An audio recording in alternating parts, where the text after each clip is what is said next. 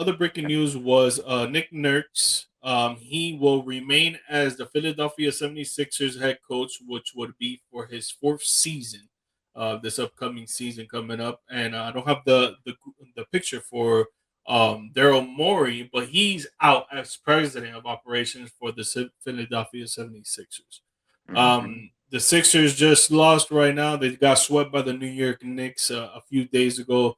They actually beat the Boston Celtics, where a lot of people did not have the 76ers beating the Boston Celtics to move on to the second round. Joel Embiid's always been on and off the court with his injuries. Paul George, he was suspended 25 games for substance abuse. Tyrese Maxey is the star there, and he's showing that he can lift the team and go with them. And then VJ Edgecombe has come into his own as a rookie, but he still has a lot of more to learn because in a few of those games he didn't play well.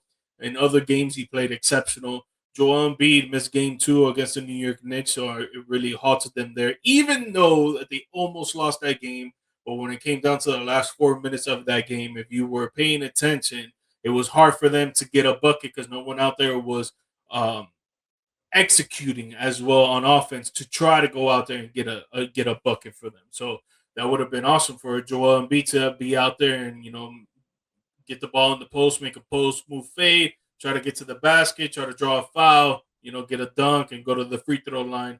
It would have been awesome for them there. Then maybe that would have changed the momentum of the series. I think the New York Knicks still would have won, but they ended up getting swept. And now Nick Nurse is gonna get another chance, another crack at it with his fourth season.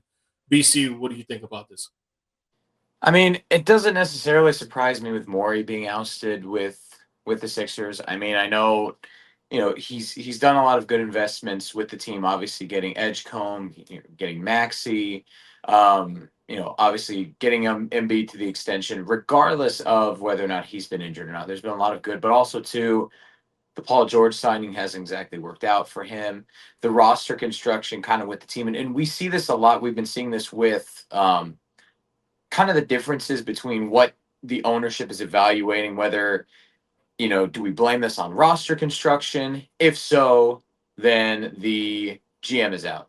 If this is more on how the players are playing together, and this is on how, like teams are holding leads, then it kind of leans more on the head coach, which is why we kind of saw the Magic getting rid of Jamal Mosley last week, but retaining Jeff Weltman just because ownership believes that the roster's good, just in-game decision making is that great. Kind of the reverse here. So I would tend to agree. I think Nick Nurse is a great, I think he's a good, solid, in-game presence. And I think that he just maybe needs a little bit more time, maybe just some different players, different, tweaks of the roster here and there, maybe trying to find a way to get out of having Paul George on the roster. Maybe trying to send him away, maybe try to get some second rounders, get some cash considerations, get something for it. But yeah, I think that getting rid of Darren Moore was definitely the smart move for Philly going forward. Yeah, I haven't really liked him since he did that whole thing with James Harden. I felt like he's very petty person. I think he did it in Houston, and then he did it again in Philadelphia.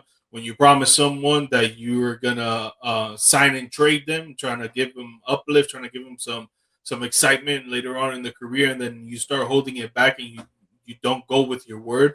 It's something that I don't really respect. So when that started happening, those rumors started coming out. I was like, I don't really think that he's good, a good president to be for any team, in my opinion. I don't really think he has what it takes to put a winning roster together, to put a winning front office together, and to make them correlate and become great with each other and have so much chemistry to try to go win a championship. So I think him getting kicked out for sure was good, and them keeping Nick Nurse, I think it was also great as well. I think he's a good and exceptional coach.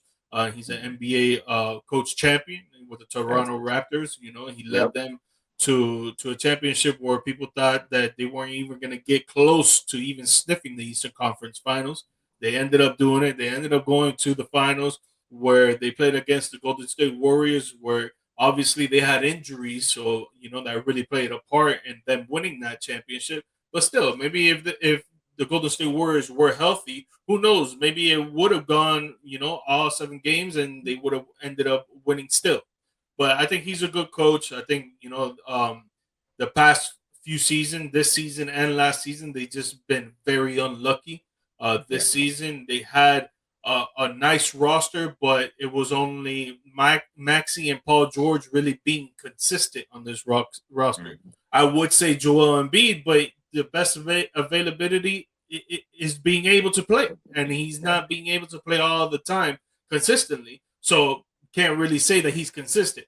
VJ Edgecombe, like I said, like he had several several good games, but then he had other games where he was going 1 for 8 or 1 for 9 and stuff like that. So it was like you can't really fault him. It's his first year. He's a rookie. He's still got to get that momentum and get that courage and get that knowledge of to play consistently in the playoffs. So I think he's going to come into his own later on, and I think he's going to learn quick. I think he'll probably look like a 10-year vet in like year 3.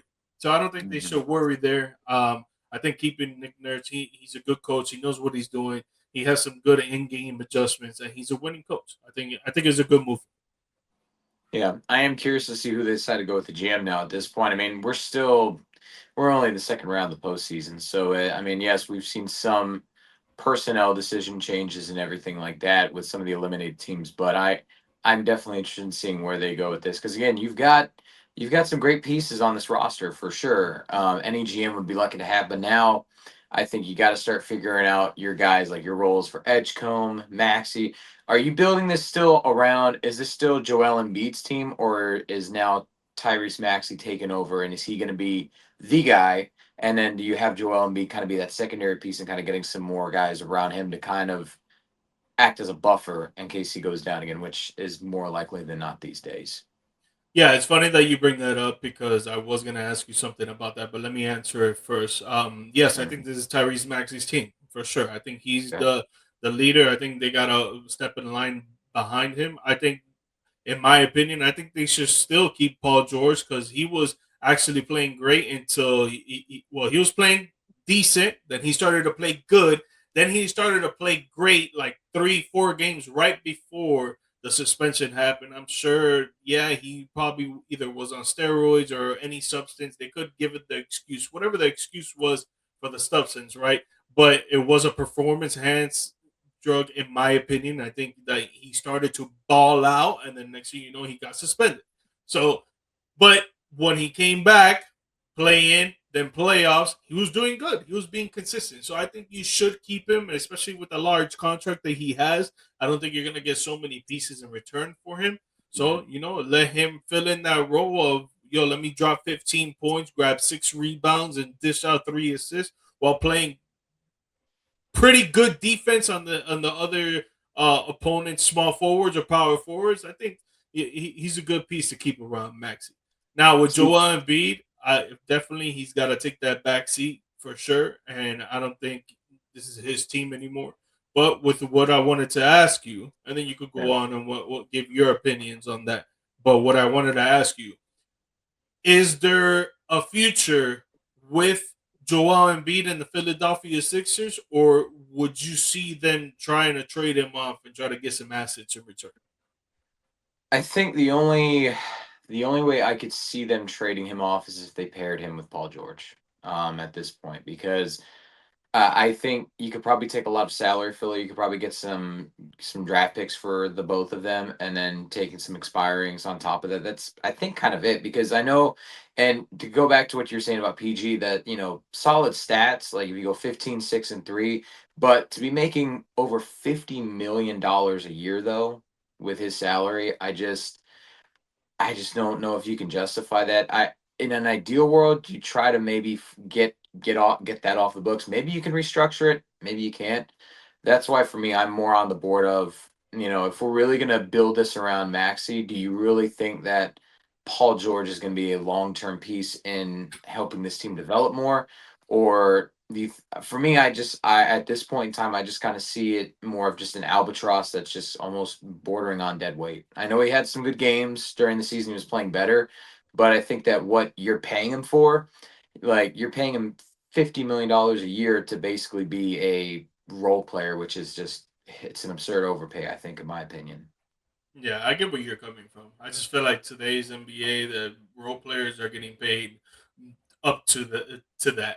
Obviously, when they paid him, they didn't think that he was gonna be a role player. You know, they think that he was gonna Yeah. shine like how he was supposed to be doing with the LA Clippers. Obviously, it didn't pan out, Mm. but that's what they thought it was gonna happen. Yeah. So yeah, we'll see what's up with the Sixers, man. I like the roster. When they went up against Boston, I was like, yo, man, they could do something.